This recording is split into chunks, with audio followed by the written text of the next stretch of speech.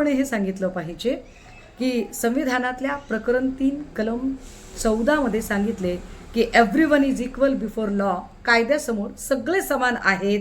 तर मग ज्याचे मूल्यांकन बाजारभावाप्रमाणे 294 कोटी 65,89,000 मोबदला इतके आहे आणि साधारणतः 300 कोटी रुपयाची देय आहे. यापैकी जास्त रक्कम म्हणजेच 300 कोटी रुपये आणि मुद्रांक अधिनियमाचे अनुच्छेद 25(ब) प्रमाणे 5% तथा स्थानिक संस्था कर 1% तसेच मेट्रो कर 1% असे एकूण 21 कोटी ज्याचे मुद्रांक शुल्क म्हणजे स्टॅम्प ड्युटी ज्याची 21 कोटीची देय होते.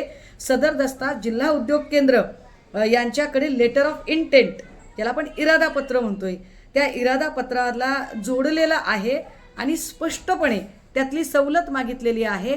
ती सवलत मागताना खाली ज्या सह्या आहेत त्यामध्ये एक सही अमर दिग्विजय पाटील आणि दुसरी सही जी आहे ती पार्थ पवार यांची आहे.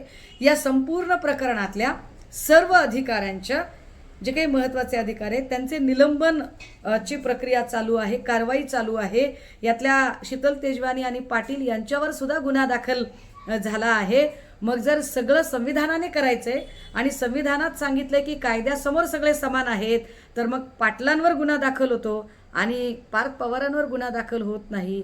कदाचित हे राज्याचे उपमुख्यमंत्री आणि न्यायप्रिय असणाऱ्या अजितदादांना सुद्धा अजिबात मानवणारे नसेल.